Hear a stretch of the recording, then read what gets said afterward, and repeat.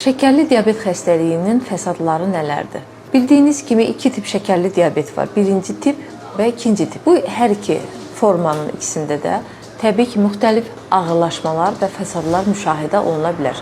O hallarda ki, insanlar azlıq şəkərini müntəzəm olaraq yoxlamadıqda, endokrinoloqa vaxtı-vaxtında müraciət etmədikdə bu və digər problemlər ortaya çıxa bilər. İlk növbədə şəkərli diabet xəstəliyinin hansı fəsadları var? Şəkərli diabet xəstəliyinin ilkin fəsadlarından biri retinopatiyalardır. Göz damarlarının zədələnməsi, anevrizmaların müşahidə olunması. İkinci rast gəlinən patologiyalardan biri neyropatiyalardır. Xüsusən də diqqətinizi çatdırmaq istədiyim periferik neyropatiyalardan söhbət gedir. Üçüncü daha çox şəkərli diabetlərin ağırlaşmaları ürək çatışmamazlığı, miokard infarktıdır. Bütün bu halların qarşısını almaq üçün vaxtı-vaxtında endokrinoloqunuza müraciət edin, lazımi məsləhətləri alın. Şəkərli diabet xəstəlik deyil, bir yaşam tərzi kimi qəbul edərək vaxtı-vaxtında həkimə, endokrinoloqa müraciət etməyinizi tövsiyə edirəm.